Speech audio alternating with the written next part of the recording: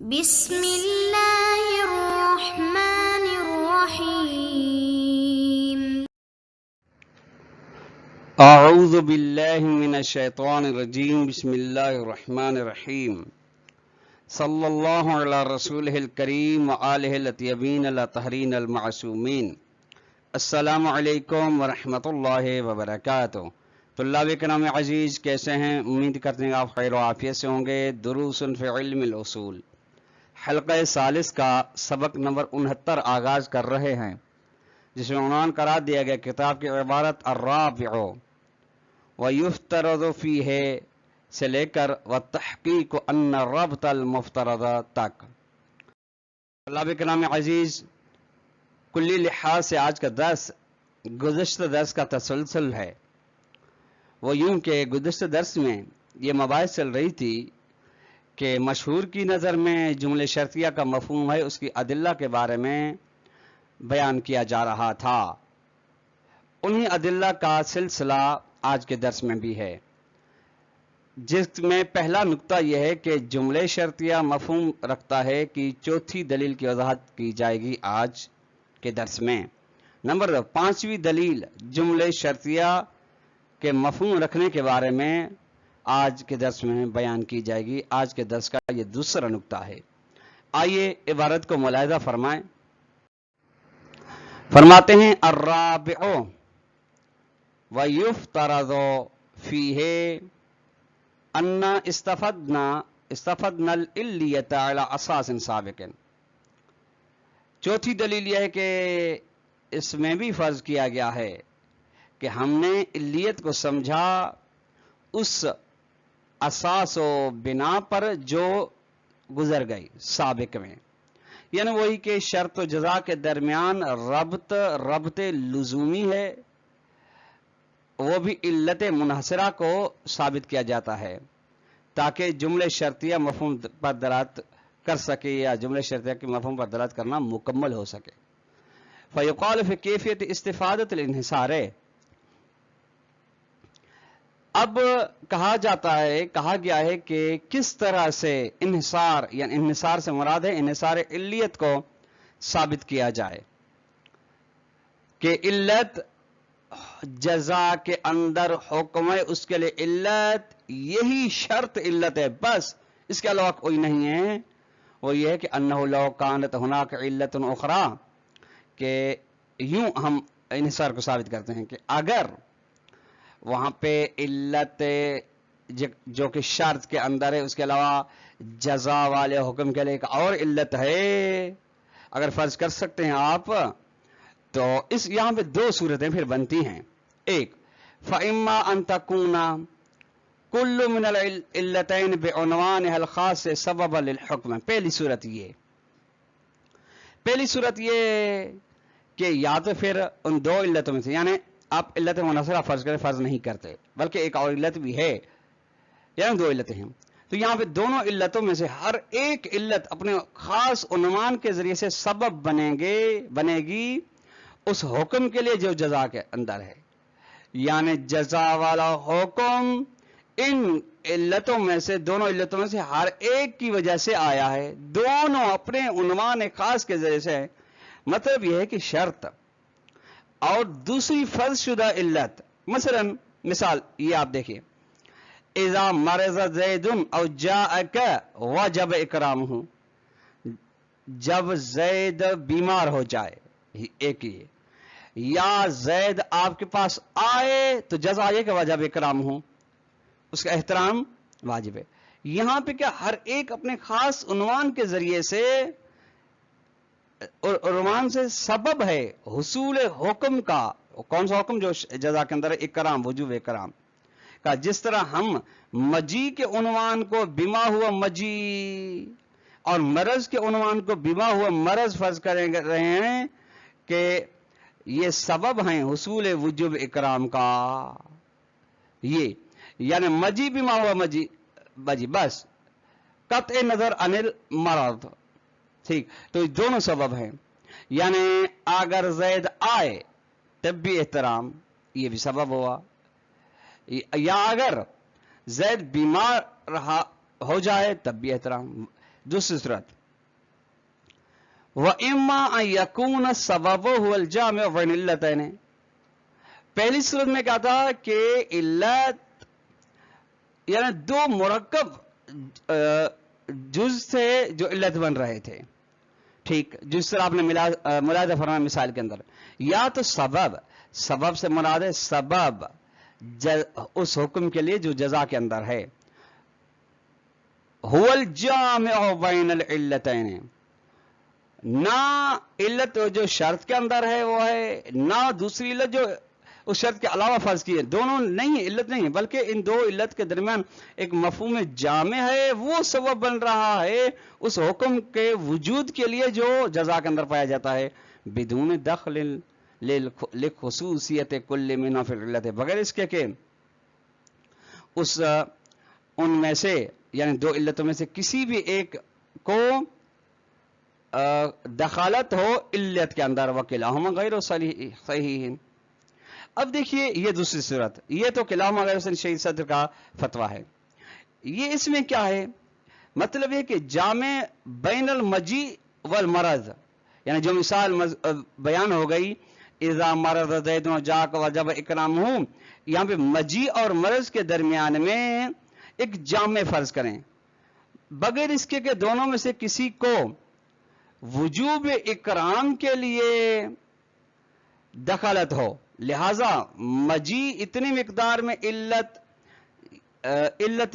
है जितने जामे को बना सकती है, जामे को बनाने में वो किरदार करती है, ना कि मजी बीमा हुआ मजी को बतौर इल्लत लिहाज किया गया हो। आकर इसी तरह से मरज भी है, यानी मरज इतनी मिकदार में दखलत रखता है जितनी मिकदार में जामे के मफहूम को ईजाद करता है, ना कि मरज बीमा हुआ मरज, ठीक।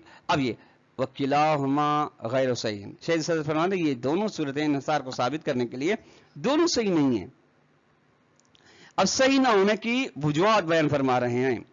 अम्मल अव्वलो फलअन्नल हुक्म मौजूदुन वाहिदुन शख्सियुन फी आलम तशरीअ, के पहली सूरत ये कि या तो चूंकि हुक्म यानी कौन सा, जजा के अंदर हुक्म है, वो एक मौजूद है, एक वाहिद मौजूद है, शख्सी यानी मुअय्यन है जो आलम तशरीह के अंदर है, ठीक। ये वल मौजूद शख्सी वाहिद शख्सी यस्तहील अन तकून लहु इल्लतान, और मौजूद मुअय्यन है, मुअय्यन के लिए महाल है कि दो इल्लतें हों। जब मौजूद मालूल है एक है तो उसके लिए एक इल्लत होगी, महाल है कि उसके लिए दो इल्लत हों। इसमें क्या फरमाना चाहते हैं, यानी ये पहली सूरत में अगर पहली सूरत को इन्हिसार के लिए आप मानते हैं तो लाजिम आता है कि वाहिद कसीर से सादिर हो जाए, यानी कसीर हैं, दो तीन इल्लतें हैं, उनमें से फर्ज करें एक चीज, एक हुक्म सरजद हो रहा है, एक हुक्म का सबब बन रहे हैं, ठीक। वजूब इकराम मौजूद वाहिद शख्सी है आलम तशरी में, लिहाजा मुमकिन नहीं कि वजूब इकराम की निस्बत मजी की तरफ उन्वान खास के जरिए से उस वक्त में निस्बत दी जाए जब मरज की तरफ उसके उन्वान खास के जरिए से निस्बत दी जाए, क्योंकि मौजूद शख्सी वाहिद के लिए दो इल्लत का होना महाल है, क्योंकि हर इल्लत अपना असर दिखाएगी। जब एक इल्लत के जरिए से ये मौजूद वाहिद शख्सी वजूद में आ जाता है तो दूसरी इल्लत की जरूरत नहीं पड़ती, महाल है। वह अम्मा सानी, लेकिन ये दूसरी सूरत है वो ये दूसरी सूरत जामे वाली, फल अन्न, ये भी जरूरत नहीं, फल अन्न ज़ाहिर जुमलत शर्त थे कौन शर्त बिअनवानिल खासते दखीलन फिल जज़ाए, और ये है कि चूंकि जुमले शर्तिया का ज़हूर इसमें है कि शर्त अपने खास उन्वान के जरिए से जजा के अंदर दखालत रखती है, यानी जजा के अंदर दखलत रखती है, यानी जुज़ जजा है, यानी सबब जजा है। और अगर आप जामे इसके लिए करते हैं तो फिर इसके लिए अलहदा करीने की जरूरत है, अलहदा दलील की जरूरत है, अलहदा इनायत की जरूरत है, जो फिलहाल यहां पे मौजूद नहीं, यानी ज़ुहूर के बरखिलाफ है। ज़ुहूर के बरखिलाफ चीज के लिए करीने की जरूरत है जो कि यहां पर मफकूद है। वल जवाब इम्कान بإمكان اختیار الافتراض الأول ولا يلزم محظور. جواب یہ ہے کہ جواب دینا کہ ممکن ہے پہلے فرض کو اختیار کرنا ممکن ہے، اور پہلے فرض کو اختیار کرنے سے کوئی اشکال بھی لازم نہیں آتا. پہلا فرض کون سا تھا؟ یعنی کہ دو علتوں میں سے ہر ایک علت اپنے عنوان خاص کے جیسے سبب بن رہی ہو اس حکم کے لیے جو جزا کے اندر ہے، اس میں کوئی اشکال نہیں. اب فرض جواب یہ کہ اس کو اختیار آپ کر سکتے ہیں. ٹھیک ہے، یعنی دونوں جاعل اور دونوں حکم میں سے ایک معلول ہو عنوان خاص کے لیے، مثلا اذا جاءک زید اکرم ہو، اور دوسرا جعل معلول ہو مرض کا عنوان خاص کے لیے اذا مرض زید اکرم ہو. یہ یعنی ایک اکرم کا تعلق جاءک زید کے ساتھ ہو، دوسرا مرض زید کے ساتھ ہو. وذالک، اور یہ کب ہو سکتا ہے؟ بے افتراض جعلین و حکمین متعدیین فی عالم تشریع. جب یہ تب ہے جب آپ دو جعل و دو حکم متعدد کو فرض کر سکتے ہیں عالم تشریع میں.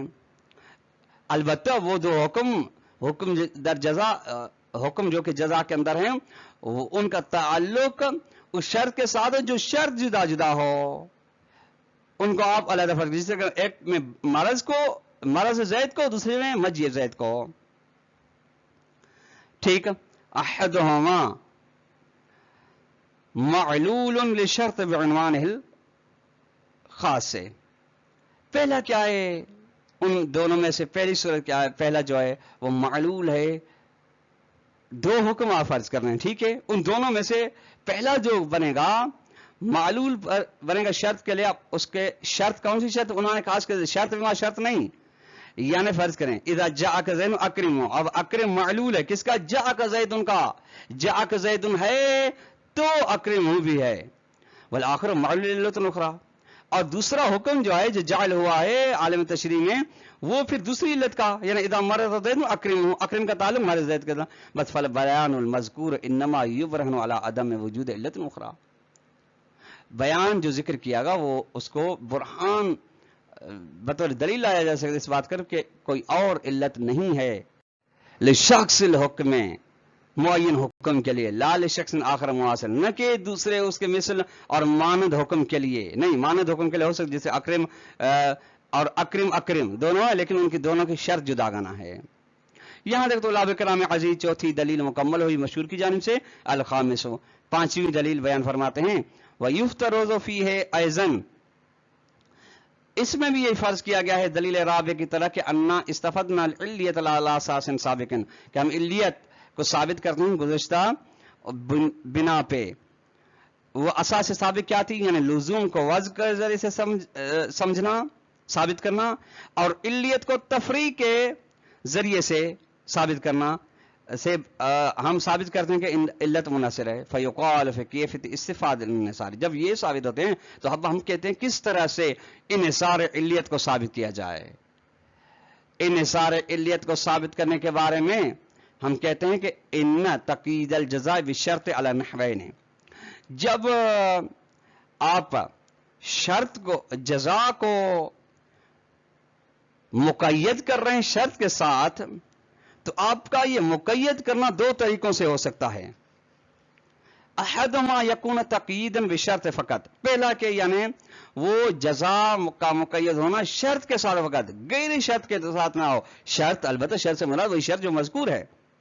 ٹھیک، یعنی جزا کے اندر حکم مقید ہو اس کے ساتھ شرط کے ساتھ فقط، بس. یعنی اگر شرط ہے تو حکم بھی ہے، شرط نہیں تو حکم بھی نہیں. مطلب یہ ہے یعنی فرض کریں اذا جاءک زید اکرم ہو، اکرام کا تو فرض کریں یہی تو اکرام کا تعلق مجیء زید کے ساتھ ہے تو ہے، نہیں ہے تو نہیں ہے. والآخر، اور دوسرا جو ہوگا، دوسرا جو صورت ہے انحصار کو ثابت کرنے وہ یہ کہ ان یکون تقییدا به او بعدل له على سبیل البدل، کہ وہ جزا کا حکم مقید ہو یا جزا مقید ہو بھی شرط کے ساتھ ایک، یا شرط کے علاوہ جو شرط کے نعم البدل ہو. عدل یعنی اس کے جو قائم مقام ہو سکے بطور بدل. کس طرح سے؟ مثلا جو مثال آپ نے ملاحظہ فرمائی اذا جاءک زید اذا مرض زید اجاک فاکرمہ، یہ مثلا مرض گزشتہ مثال میں یہ ہے کہ یعنی زید آئے یا زید آئے نہ آنے کی جگہ پہ زید بیمار ہو جائے تو اکرام کا حکم آ جاتا ہے. وَالنَّحْوُ الثَّانِي، اب شیخ صدر اس پہ فرماتے ہیں کہ دوسری جو نوعیت ہے، دوسری قسم جو ہے، یہ ذو مؤونۃ ثبوتیۃ تحتاج فی قام التعبیر عنہا الی عطف العدل بأو، یہ محتاج کرینہ ہے.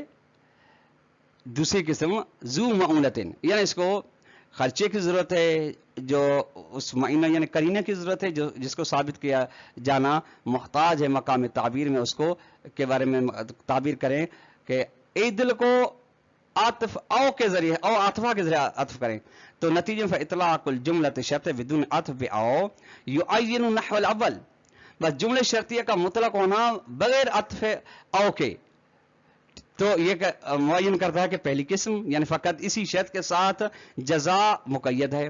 وقد ذکر المحقق النائمی رحمہ اللہ ان اطلاق فی مقابل تقید باو الذی یعنی تعدد العلت، وہ فرماتے ہیں کہ اطلاق جو تقید کے مقابلے میں، تقید کون سی جو او کے ذریعے تقید لگ رہی ہے، وہ اس سے مراد کیا ہے؟ یعنی علت کا متعدد ہونا، یعنی اس جزا والے حکم کے لیے ایک سے زیادہ علت ہیں. کما ان هناك اطلاق للشرط في مقابل تقید بالواو الذی یعنی کون شرط جزء العلت وکون معطوف علیہ بالواو الجزء الاخر، یعنی وہ فرمایا یہ سر وہاں پہ اطلاق شرط تقید کے مقابلے میں، کون سی تقید جو واو کے ذریعے سے ہو رہی ہے، اس کا مطلب یہ ہے کہ شرط جزء علت ہے، یعنی اس کے علاوہ اور بھی علت ہے جزا کے لیے سبب ہے، یعنی فقط یہ نہیں ہے. اور معطوف علیہ جو واو کے ذریعے سے وہ ایک اور جز بھی ہے. وَكُلُّ هَذِهِ الْوُجُوهِ الْخَمْسَةِ تَشْتَرِكُ فِي الْحَاجَةِ إِلَى إِثْبَاتِ أَنَّ الْمُعَلَّقَ عَلَى الشَّرْطِ الطَّبْعِيِّ الْحُكْمِ، یہ گویا کہ بے منزل اشکال ہے شہید صدر کا مشکل پر. یہ تمام پانچ جو وجوہات بیان کی گئی جملے شرطیہ کے مفہوم رکھنے کے لیے، یہ مشترک ہیں اس بات میں کہ یہ پانچوں کی پانچوں محتاج ہیں اس بات میں کہ ثابت کیا جائے کہ جو معلق ہے شرط پر یعنی جزا کے اندر جو حکم موقوف ہے شرط پر، وہ ماہیت حکم ہے، خاص قسم کا حکم، فرق وجوہ وغیرہ نہیں بلکہ ماہیت حکم مراد ہے. وذالک بالاطلاق، اور یہ اطلاق تبعیت الحکم کو کس طریقے سے آپ جان سکتے ہیں؟ اطلاق کے ذریعے سے. اطلاق کیسے معلوم ہے؟ اجراء قرینۃ الحکم فی مقابل فی مفاد الجزاء، جزا کے مفہوم میں جب آپ مقدمات حکمت کو جاری کریں گے تو وہاں اطلاق ثابت ہو جائے گا، اور جب اطلاق ثابت ہو جائے گا تو معلوم ہوگا کہ یہی پانچوں وجوہات، پانچوں ادلہ اس بات میں محتاج ہیں کہ ثابت کیا جائے کہ معلق علی شرط ہے وہ طبعیت حکم ہے، شخص حکم مراد نہیں ہے. تو اللہ کرام عزیز آج کا درس اپنے اختتام کو پہنچا. والسلام علیکم ورحمۃ اللہ وبرکاتہ.